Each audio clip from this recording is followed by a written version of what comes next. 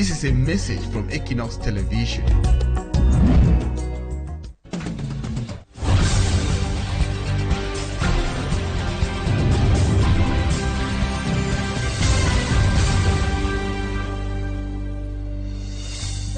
Ladies and gentlemen, thank you so much for joining me on this edition of the 6 p.m. primetime newscast on Equinoxe Television. Our major story tonight: residents of the Pomlier neighborhood in the Douala 3 subdivision are up in arms over a decomposing corpse that has been left unattended to for the past 5 days. The stench is unbearable and people are worried about their health. The community is outraged, accusing the Douala 3 Council's hygiene and sanitation department of demanding a bribe of 200,000 francs CFA before removing the body. The situation is getting increasingly tense and the people are calling for immediate action. That's our top story tonight.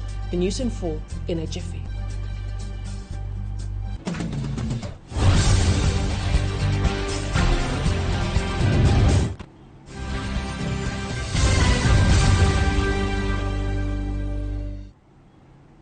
Thank you so much for choosing Equinoxe Television. For presentation, I am Immaculate Fogwe. The head of state's end-of-year message calling for separatist fighters to lay down their arms and embrace peace appears to be yielding results. In Kumba, which is the chief town of the Memed Division, Southwest Region, a separatist fighter recently surrendered his weapons in the presence of the senior divisional officer for Memed Division. Details with Siri Chakutio. Here is another separatist fighter operating in the Dan and Memed divisions of the Southwest region who surrendered his weapons. He laid down his weapons in Kumba in the presence of the senior divisional officer. I don't come today to meet up my papa then, who can hand over everything. I don't see and say what will be the do and be very wrong. Tundong Chamberlain, senior divisional officer of Memed division, thanked the separatist fighter for responding to the call of the head of state. The administrator stated that the repentant separatist fighter will be taken to the Disarmament, Demobilization and Reintegration Center in Biya, where he will be well cared for and prepared for his social reintegration. Thank you to the forces on order for what they are doing, because it's not easy to communicate with them, to sensitize them, and to bring them back besides those forces on order and the administrative authorities. Men of God is not an easy task. I can say today that we have saved at 80% our Okada riders going to Mbonge, at 80% our Meme population, because see, more than 1,000 bullets. The senior divisional officer took the opportunity to call on those still carrying weapons in the bush to listen to the voice of reason, lay down their weapons and resume to normal life. Let them continue to advise those remaining in the bushes, and what he said, to come back home, to come and hand their weapon to the administration for them to be free. And that one is free of charge. We are ready to welcome them. GDR Center is there in Biya. It's there to receive them. And I'm sure that if we continue in the same step, very soon all of us are going to be free. All of us are going to be happy. All of us are going to enjoy peace and serenity. Unlike local authorities, inhabitants of the area are still awaiting for peace. Sori Chakutio reporting there. Away from that, residents of Defender Balue in the Dan Division, still in the Southwest region, are voicing concerns over the deplorable state of their roads. The locals, who are predominantly farmers, struggle hard to transport their produce to neighboring villages. Rex Hafon visited the village and shares the community's plight in his report. This is the road to Defender Balwe, a largely undiscovered treasure nestled deep in the heart of the Balwe subdivision of the Indian division. The village is surrounded by a breathtaking forest landscape with huge touristic potentials, but getting here is an ordeal. The roads are bad, especially the Polo hill from the bridge. Some people have to trek because that is a very short length of road. You have to pay about £5,000 using a bike, which is not even safe. to reach here. Tired of waiting for help which never comes, the people have become their own ministry of public works. If I can remember well, it was 1999 that we had the last grader. It was not even a grader, it was just a bulldozer. Just bulldoze the road without the provision of gutters, making the road to deteriorate very fast. And it was so for more than 26 years now, we have been using our bare hands to maintain the road. So you can just imagine what we have been going through. Some patients who are often transported from this village on a bamboo stretcher or using old pickups are not fortunate to make it to the hospitals in Kumba. Transporting here, we normally do it manually because the roads are bad. Maybe even a patient would rather prefer him to be carried on a stick. We usually prepare the kind of a stick and they tie them there, and two people will carry one in front, one behind. That's how we usually transport our patients here. Some of them die maybe before reaching the motorable roads. We have had several cases like that. Even when in the cases where we are opportunity to have the Equinoxe, the pickups, the state of the road, for some cases, it's unbearable. The patient will still die on the road even before reaching the major road.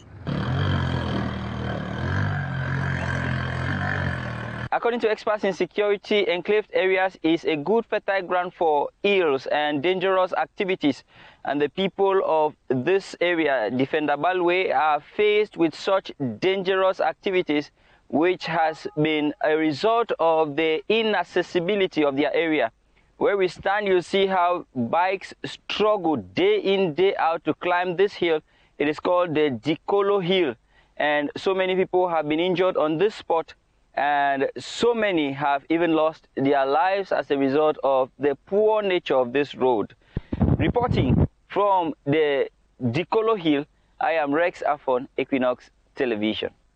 Thanks a bunch, Rex Afon. And still talking about the bad state of our roads, rehabilitation works have resumed on the Rail, Bonandale and Sodiko stretch of road found in Bonaber in the Douala 4 subdivision months after coming to a standstill. Residents of the affected neighborhoods are seizing the opportunity to request the inclusion of pavement in the project, believing it will help enhance the road's durability. Smajikan Gabriel has more on the story. Some weeks back, the stretch of road linking the Rai roundabout to the slaughterhouse via Bonendale through Sodiko to Bonamatombe in the Douala 4 subdivision was a serious headache to its inhabitants and road users. Equinoxe has done a lot. Equinoxe has done a lot. Yeah, because they were not living things go like that. They come to us in the morning, in the evening, afternoon, at all the time. Thanks to the report of Equinoxe Television, local authorities were reawakened about the rehabilitation work on the road that was abandoned. Once again, the sounds of bulldozers were heard on the road. Inhabitants say they are back on track with the work going on. The Abattoir Road, I mean, for us like a dream. We are very, very grateful as I've started work like that. Bikes are already moving. We are sure that in some few days everything will come back to life. Because we're not alive. We around Abattoir, we're not alive. There was no business, nothing was moving. But just these days that I've started like that, I think everything will be fine. I'm very, very happy. Like they are doing what they are doing now is very impressive. We are so excited and we are so happy. And we pray that our government, our Cameroon government will continue with this system. Many of the areas with deep potholes have now been filled with ground. The mayor decided to embark on the work because of the sufferings of the inhabitants. We are already in the second phase. The first phase was from the slaughterhouse to the health center of Bonendale. We have already gone past Sejo Polo roundabout, which was completely cut off. Though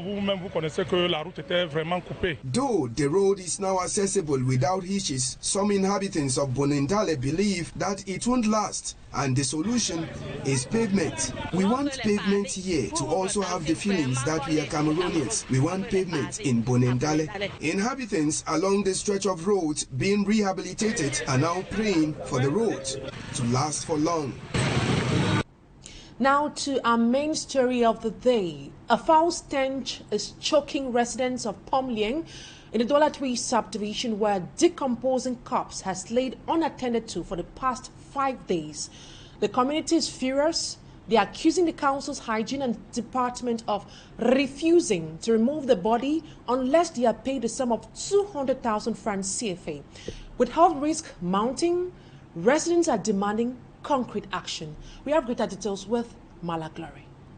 Residents of Pekawit, Pomlien neighborhood, precisely at Valais Saint Thomas, for 5 days have been enduring an agonizing stench of a decomposed body emanating from the deceased room.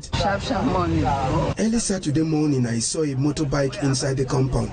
2 people were on board the motorcycle, and after a few minutes, they left again. When I asked, I was told a dead body was in the house. According to a resident who barely knows the man, says he was sick. They only discovered his death when someone came visiting. Quand il passait, il nous disait bonjour, bonsoir. On ne le connaît pas. Apparemment, il était malade. Avant de connaître, c'est parce qu'il y a un homme qui est passé ici, là, qui veut le rendre visite. Arrivé dedans, il a vu qu'il est déjà mort. Il vient, il nous dit seulement que ça sent jusqu'à. On ne connaissait pas. After contacting the council agent to carry the remains away, the inhabitants say the cost of removing the corpse was exorbitant for them. On appelle l'autorité, ils sont venus inspecter les lieux, mais ils demandent une somme d'argent. Accusation which the mayor of Douala 3 municipality says it is the role of the municipal police to remove abandoned bodies if and only if the corpse has not been identified. Mais lorsque le corps est identifié et qu'il est dans un état comme celui que vous venez de dire, il est en état de décomposition ou bien de putréfaction très avancé, ces services ne peuvent pas intervenir parce qu'il y a une famille. However, Degree number 2022/354 of August 9, 2022 outlines that municipal police officers are responsible for the removal of abandoned corpses as part of the overall public sanitation and hygiene. Meantime, the atmosphere at Pekawit remains unbearable as they wait patiently for the corpse to be taken away. Now to something else. The Trump administration has announced the termination of the temporary protected status known as TPS for approximately 7,900 Cameroonians living in the United States of America. The decision, confirmed by the Department of Homeland Security, will revoke their protection against deportation and work permits. Many are urging President Donald Trump to reconsider this decision, given that the war in the northwest and southwest regions continues to rage on. Greater details with Innocent Aze. Among immigrants to be repatriated from the United States of America, 8,000 Cameroonians, as the administration of President Donald Trump has moved to end legal protections for them. The decision was confirmed last Friday by a spokesperson for the Department of Homeland Security. Those Cameroonians were able to live in the U.S. under a designation called Temporary Protected Status, or TPS. The U.S. government typically offers TPS to individuals already in the U.S. for whom it may be unsafe to return, at least in the short term, due to the conflict in the northwest and southwest regions, natural disaster, or other circumstances. But the Trump administration has attempted to sever TPS protections for Cameroonians and other nationalities since taking office in January as a part of a border crackdown on immigration, both legal and otherwise. President Donald Trump has the powers. As the president, is being empowered by Article 2 of the Constitution that gives him powers to rule his country, especially when it comes to executive orders. And that's what President Donald Trump is doing frequently in the United States of America. In a statement, the Homeland Security Secretary said that conditions in Cameroon no longer met the criteria for TPS, but critics point out that fighting has raged in Cameroon between the government and separatists since 2017. The situation in Cameroon is still very turbulent. We don't still have sufficient peace in Cameroon, especially in the northwest and southwest region, which from time to time we have sporadic killings and upheavals of shootings and looting. U.S. lawmakers earlier this month urged the Trump administration to extend the status for Cameroonians who face civilian attacks in their home country. They are now set to lose that protection in June. We know that the government can be extremely hostile to some of these people when they come back into the country. I think that it is very, very kind, timely, and appropriate for President Trump to reconsider the stay of Cameroonians who are temporarily protected in the United States of America. Trump has also sought to pursue a campaign of mass deportation during his second term. If the order is not cancelled, it means therefore that they will be deported back to Cameroon. This is not the first time Trump has targeted CPS, though. During his first term from 2017 to 2021, he tried to end most CPS enrollment but was thwarted by federal courts. For a while now, President Paul Biya has been frequently publishing releases on his Facebook social media handle. This new mode of communication with Cameroonians has baffled many who advance different opinions. Dr. Marshall Senghor Joko, a political actor, says if he decides to break the silence and begin communicating by tweets, then it is a strategic move to connect with voters. Meantime, Dr. Nick Ngoyam thinks it is the beginning of change through a third republic. Once more, Innocent Aze reports. It has become a routine for the head of state to communicate frequently on social media, particularly on his Facebook platform, something unusual to most Cameroonians. If people have been complaining about President Paul Biya, it's because he has been too silent, and he would speak to the nation only about twice in a year. We all know the 31st of December, and then he will also speak to the youth on the eve of the 11th of February, and then in between he might throw one or two things, and then there will be total silence in between.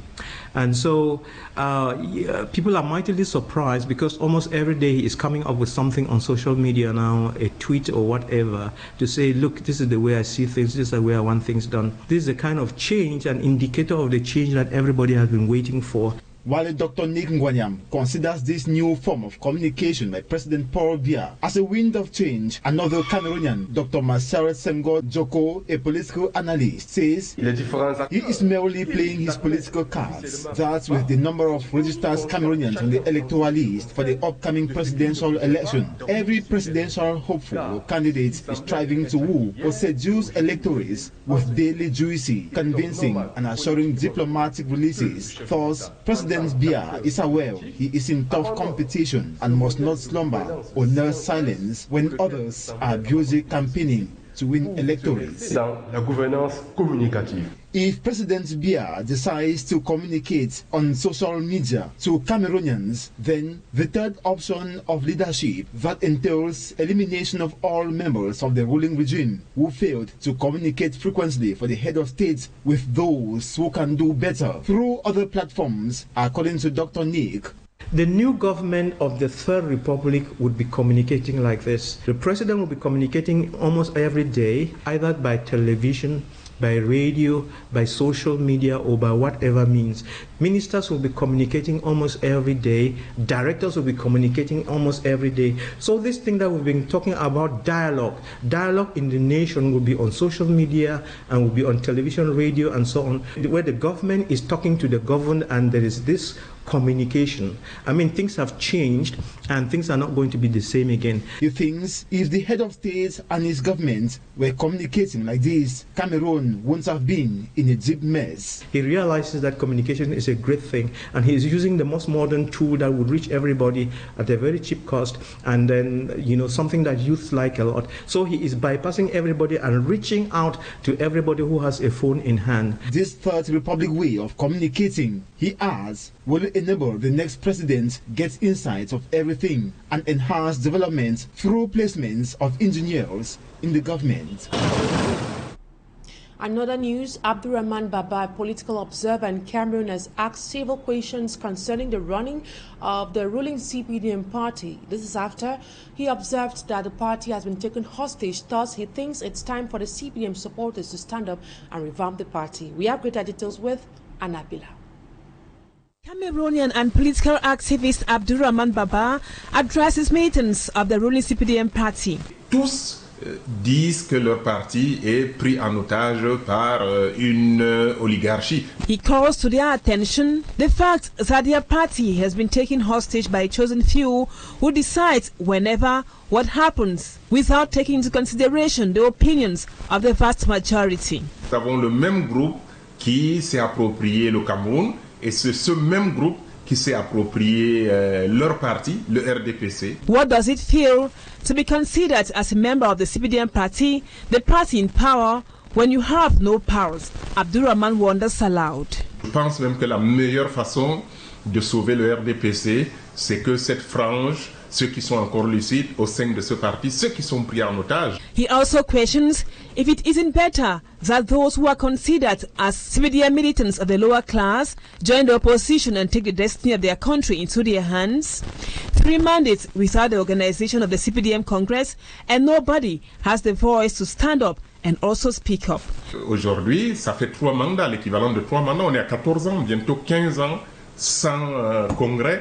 Candidates are imposed on the party militants without any consultation, according to Abdurrahman Baba. Abdurrahman Baba likens militants of the CPDM to hostages who seem to be comfortable in the midst or presence of their masters. Never, he adds, can we make omelettes without breaking eggs. Casser leurs œufs pour faire des omelettes et pour pouvoir enfin récupérer leur parti. The political activist who says he is an observant Cameroonian calls on basic organs or militants of the CPDM party to wake up as October approaches. They should, according to him, stop grumbling under the table, but instead stand and ensure they do not give their vote to those who have taken their party hostage. And that's it for this first part of the news. Talking Point is up next.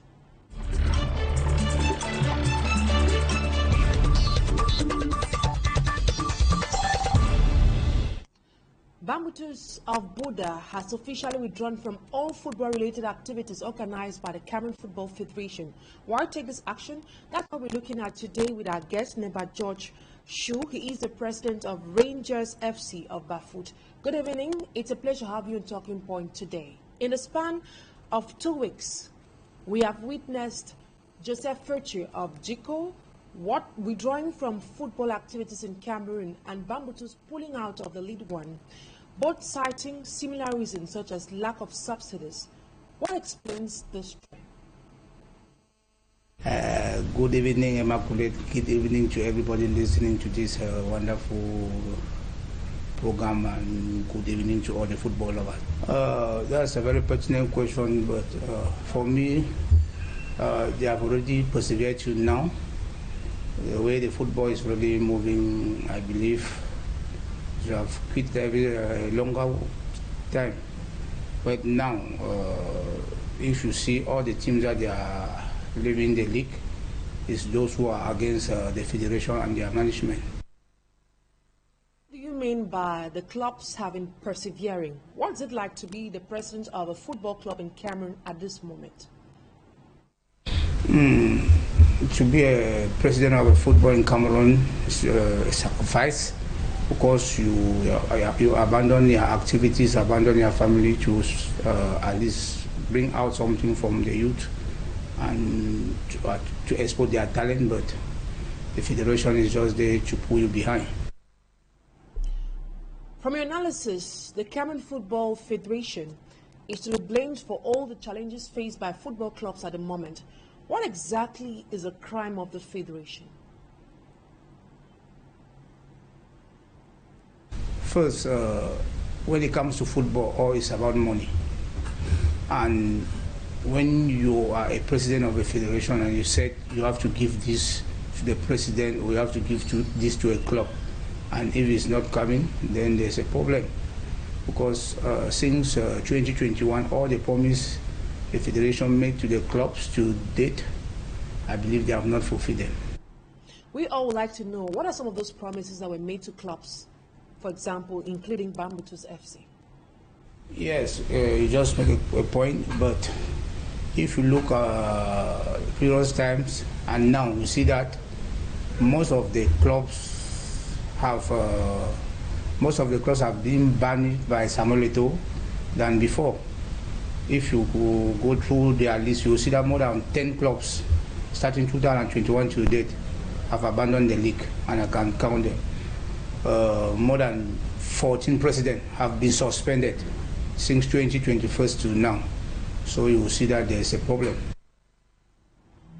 Before Samuel Eto'o was elected as president of Bafut, football clubs still encountered the same challenges, but were still going about their activities normally. Why is it only now that one of the club presidents, that most of the club presidents are deciding to back out? You know, Samuel is somebody that when you criticize him, he will do every way to move you out of the game. And being a FECAFOOT president, you have to be somehow a type of president that would listen, then you judge before taking decision. But when you just criticize him, you will see that, you will say, okay, no, you don't belong, you have to leave the game. And you will see that all the presidents that they have resigned, or those who they have suspended, they are against the FECAFOOT.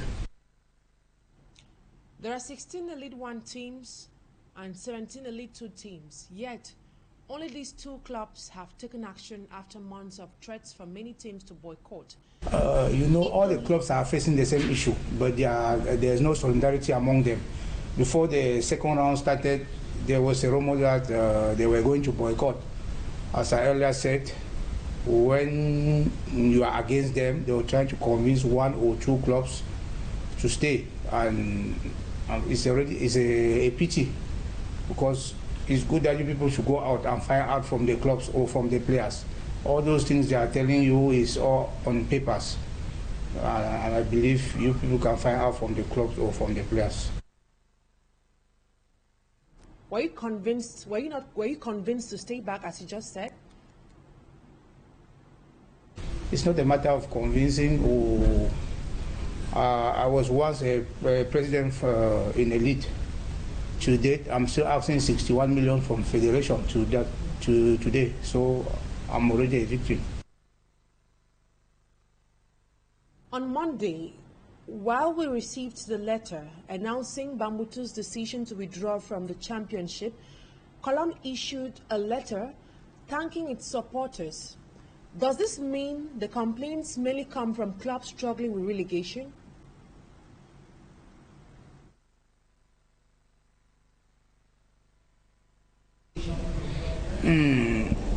You cannot compare Column and Future Football Club. You know, Future is an individual club, and if you can look very well, the teams that they are really good in the league are teams that they have maybe supporters that can chip in something, because from football you can only achieve from sponsors or gate taking. But you see, to date, there are clubs that they have not even benefit from gate taking, they have not benefit anything from the federation.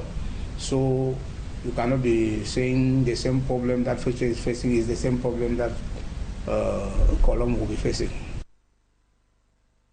Faced by clubs at the moment, should some club presidents not be blamed for being unable to raise sponsors for their clubs, or are you expecting FECAFOOT to do that for you?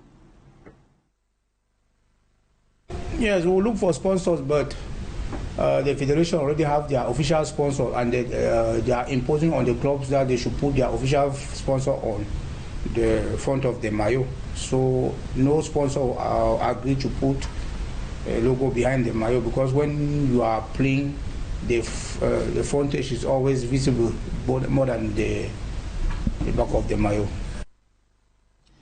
And how might Bambutu's FC's withdrawal impact the team's reputation, standings, and future participation in the championship? How do you foresee the future of local football clubs in this country? When you look at the letter Bambutu sent to the federation, you see that the letter is pertinent, because since 2021, Bambutus have been claiming FECAFOOT a lot of money, even gate taking, and then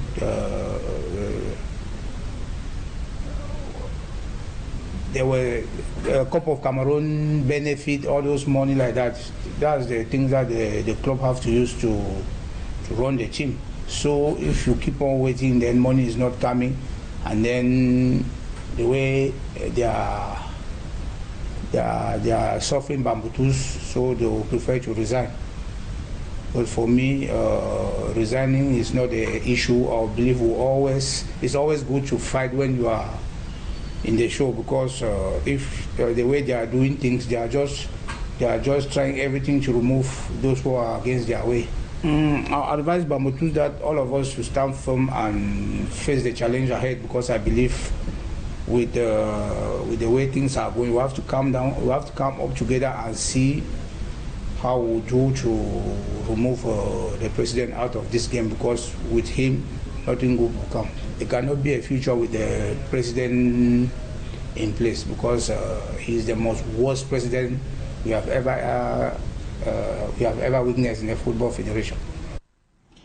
Some presidents of football clubs are being blamed for all the difficulties faced by players, and observers say some club presidents are selfish, reason why some players go for months without salaries. What do you have to say about this? You know, people are always looking about club president. If you can go to the federation, look around, look at the division, because federation is not only about the league clubs or national teams. They have divisional league, they have regional leagues. Those people should also find out whether all those leagues are moving well. They have youth football. Are the youth football playing? Is FICA football workers being paid? Or they should not always say the presidents are just there. Now the money is not coming. Those presidents are doing their effort to play the ball. So why are they complaining? Other clubs joining Bafut's FC anytime soon? For now, I cannot tell, but the way things are going, in 3 years to come, if things continue this way, we'll maybe have only 4 or 5 clubs that will play the league.